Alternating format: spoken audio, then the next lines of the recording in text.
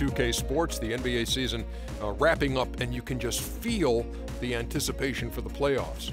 And tonight our broadcast will be shifting to Minneapolis, where we'll see the Timberwolves going up against the Miami Heat. You take a look at the Heat.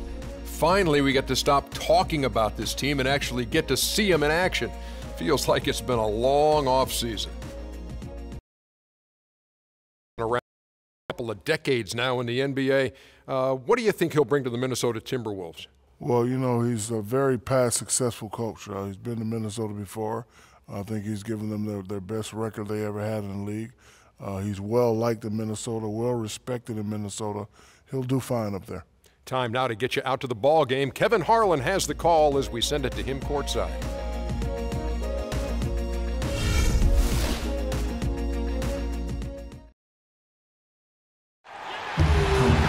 Minneapolis, Minnesota, our setting as we take a look at this striking view of the landmark 3rd Avenue Bridge. It's the Timberwolves in Minnesota for a little interconference action here at the Target Center. And get ready for another dose of NBA basketball here with Clark Kellogg and Steve Kerr. I'm Kevin Harlan. Tip-off goes to Minnesota. Now a chance, courtesy of Gatorade, all fueled up and ready to go. The starting 5 on the floor. On the floor for Miami. On the perimeter, Wade and Dang. Whiteside is out there with Chris Bosh, and it's Dragic in at the 1 spot. Rubio, the pass to Pekovic. Just 4 to shoot. Martin for 3. Good on the shot. Martin's got himself on the board with 3 there. Three-pointers and free throws, I call them threes and frees. We've said it before, but that's really the key to Kevin Martin's success as a high-efficiency scorer. He's got a knack for making three-point plays. Now here's Dragic, and the dunk by Bosh. Too little, too late from the deep. Give him credit for trying anyway. Great job he did getting through him and up to the rim. Yeah, now that was aggressive, and that's exactly what I like to see. 1:14 left in the first. Martin against Wade. Martin goes in, and Rubio kicks to Wiggins. Outside, Martin. Off target from outside. And Kevin Martin possesses that deceptive pump fake and a great knack for drawing contact. In fact, he loves getting to the line, and he should. He's almost a 90% foul shooter. Now here's Wade.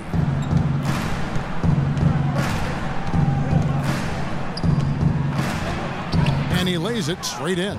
Well, some weak defensive coverage there, and I'm pretty sure they didn't plan on starting this game out like that, giving such easy access to the rim. And for Kevin Martin, possibly the best scoring wing in at least Timberwolves history. Yeah, Martin has averaged over 24 points a game in this league, and we've said before, Kevin, he's ultra efficient. Up top, Dragic, covered by Rubio. Dragic dishes to Bosh. Wade on the wing. Bosh hits the pick for Wade. Wade left side. Back to Bosh. Well, he's off to a good start, and he's a guy who we know. I mean, if he gets going early, he can give you problems all day. Here's Rubio. Tie game in Minnesota. And back in a moment as we'll get underway with quarter number 2.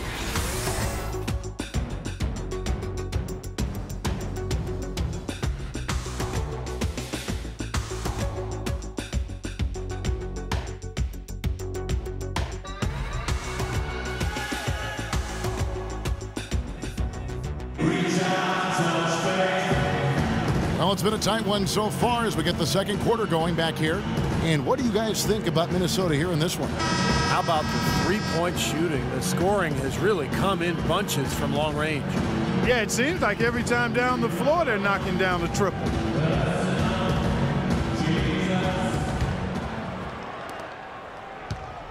Here's Miami now. Shabazz Muhammad is out there with Garnett. Then it's Wiggins. Then it's Gorgie Dang. And it's Jones in at the point guard. So that's the Timberwolves 5. Chalmers pass to Bosh. No good. So Minnesota will take it the other way. Miami Heat, a terrific organization from top down, and one thing you notice with these top teams, there's so much continuity. You talk about that consistent continuity, so important.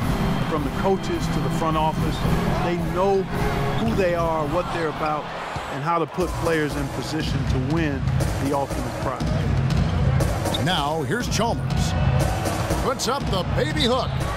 So the whistle blows on the shot and 2 free throws for the contact right there.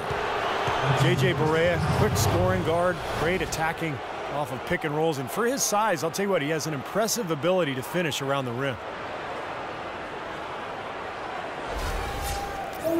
And for Barea, at just 6 feet, a scrappy defender, Clark. He plays in close, and he's a master of drawing charges. Yeah, you know, the league actually cracked down on him a little bit. One of the players singled out for flopping, and that's mitigated one of his best defensive weapons.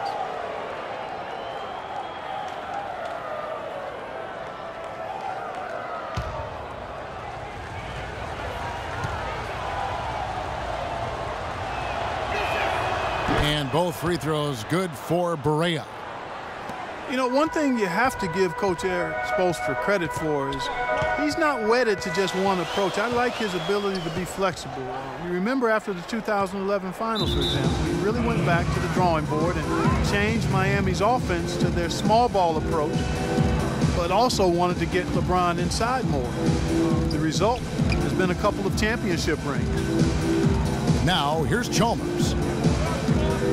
Bosch, the screen. Barea kicks to Bosch. He dishes it to Chalmers. To the left wing. Clock at 6. And it's Anderson that time on the assist by Chalmers. You talk about Coach Spoelstra staying open to new ideas. He spent time in the summer studying football coaches and their techniques. Yeah, kind of an interdisciplinary interest in greatness. And, you know, that's what goes into building a champion. Spoelstra, very intense and focused, always trying to find an edge, even if he has to kind of step outside the box a little bit. And so it's Minnesota with it after the Heat pick up 2. That's good, and the Heat lead is cut down to 2 on the bucket from Muhammad. Miami with the ball. Barea with it. Right wing. Chalmers dishes to Bosch. They get a hand on it. Goes up on the high post. Rebounded by the Timberwolves. Well, as far as jump shots go, that's as high percentage as it gets. I'm not sure how that didn't go down. And a tight game here as we end the first half. Heat lead by 2. And now we'll send it down to Doris Burke, who's standing by courtside. Thanks, Kevin. Coach, what do you think the team needs to do differently on the defensive end in the second half? Well, a little bit more activity. And we just have to be committed to what we do. Our identity to be aggressive, but more consistent with it. Coach, thank you so much. Back to you guys at the table. Okay, Doris, much appreciated. And now for halftime. So we'll be back in just a bit to get the third quarter underway.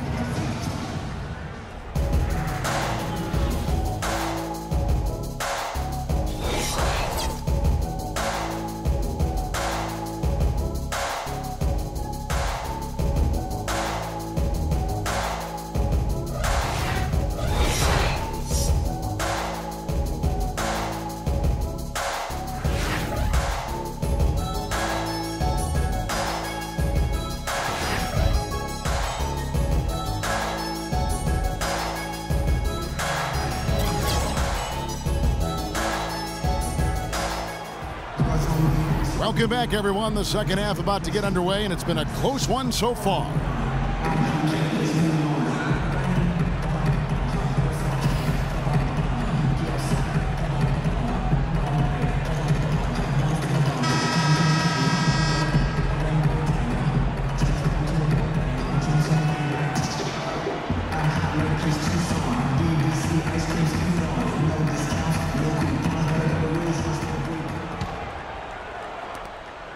The Heat with the lead. Here's who Eric Spoelstra is starting the second half with. Dang and Bosch are the 3 and 4. Dragic is out there with Dwayne Wade. And it's Whiteside in at the pivot spot, manning the middle. Nikola Pekovic, prior to last season, signed a 5-year, $60 million extension. And, you know, he missed a month with a right ankle issue. But that aside, he went about showing that he was worth every penny. Wiggins passes to Cowboy. Kicks it out to Rubio. Shot clock at 5. And it's Wiggins missing. Well, I think he kind of alligator armed that one, short stroked it. After doing a nice job to get open, he didn't finish the shot. Dragic kicks to Wade. Dragic with a screen for Wade. Back to Dragic. Takes a 3. That one goes. Count it. Dragic has got the first bucket of the third here for the Heat. And Pekovic had the best scoring rate of his career last season. You know, prior to that injury, he led the league in second chance points. He's just a monster inside. Now let's send it to Doris from the sideline. Thank you, Kevin. Andrew Wiggins was the second consecutive Toronto native taken first overall in the NBA draft. He called it a great thing, saying, before this, no player from Canada has been #1, and now we have 2 back-to-back #1s, so it's a huge accomplishment. It just opens so many more doors for all the kids in Canada. Guys, back to you. It's something else, all right. Thank you, Doris. Pretty much all of their buckets coming from inside the paint now. Yep, that's 5 of their last 6 baskets inside the lane. They have really established themselves inside. The Heat have been perfect at the line so far, albeit just 2 for 2. Here's what Minnesota's going with right now. Jang, he's checked in for Nikola Pekovic. Payne comes in for Cowboy. Muhammad, he's checked in for Wiggins. And Jones subbed in for Ricky Rubio.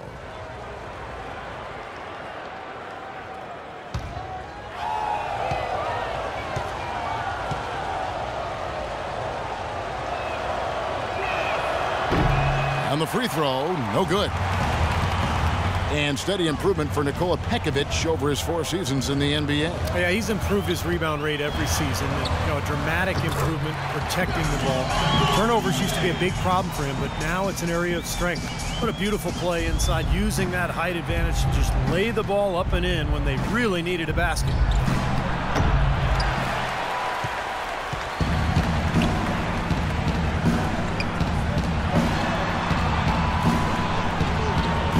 Wade against Jones. And the pass to Martin.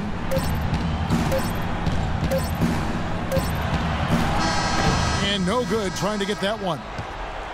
And we've reached the end of the third. Heat out front. They lead by 5. And we'll get it going after this from the Target Center.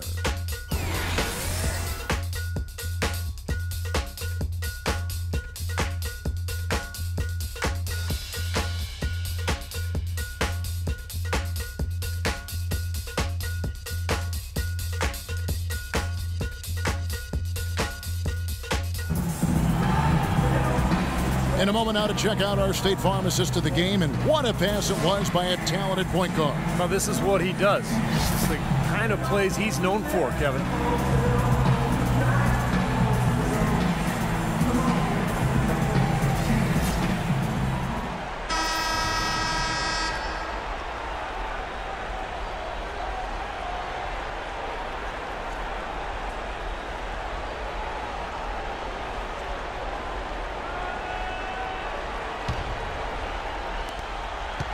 Timberwolves trailed by 5. Rubio and Martin manning the back. Garnett out there with Gorgie Dang. And it's Muhammad in at the small forward. So that's the lineup for Minnesota. Martin kicks to Rubio. Fires for 3. Kept alive. Jang banked in off the glass. Jang's got the first points up on the board here in the 4th for the Timberwolves. Miami leading by 3. Passes to T. Wade against Martin. The dish to Barea. It's stolen by Martin. Right side Martin. Jang, the pass to Rubio. The feed to Martin. 1:11 left in the 4th quarter. And the shot is good. Jang's got 4 points this quarter. Huge play on the offensive glass to come away with the second chance points. Tell you what, he's getting more and more physical as this game wears on. Now here's Wade. Elbow shot. Misses off the right iron. Well, it's no wonder he's a bit cold. He's used to getting a lot more shots than he has today. Right side Martin. Jang dishes to Garnett. Connects! So that is the shot of the game. Well, he's got the guts and courage to take it and the skill to make it. Clark, a critical possession right here. Boy, Kevin, you can just feel the crowd on pins and needles right now. Money! Back and forth we go. That basket gives us just another lead change. And there have been too many of those to keep track of. What a contest. Now, here's Rubio. With the floater, connects! Terrible defense for both teams, just atrocious. Yeah, it's been awful, Steve. I don't know any other way to say it, and I'm sure both teams will get an earful from their coaches. Miami with the ball. 2-second difference between shot clock and game clock. Here's Wade. It's good! Watch out, D-Wade is caught fire. Minnesota calls timeout. They're losing by 1. There's 14 seconds left in the fourth quarter of this one.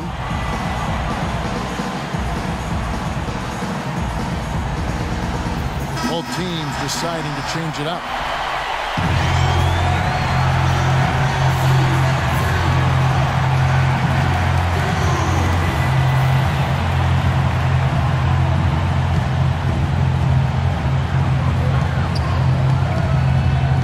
Rogic against Rubio. Outside, Martin. Takes the 13-footer. Can't cash in. Boy, we don't see that too often. No defender on him, and he just clanks the open jumper.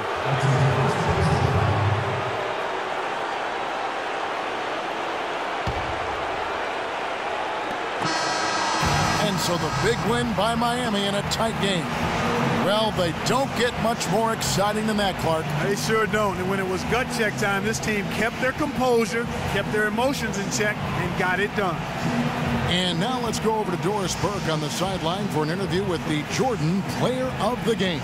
Doris, take it away. Dwayne, you guys had a real battle on your hands in this one. Were you expecting such a tough game? Well, it's the NBA, man. We're not that dominant where we can just come and blow every team out. You got to respect these other teams. They're good. They come and they play very well versus us, and we got to find ways to win ball games, and that's what it's all about right now. A win is a win. Thank you, Dwayne. Kevin, back to you. Thank you, Doris. And, folks, that about concludes our broadcast tonight.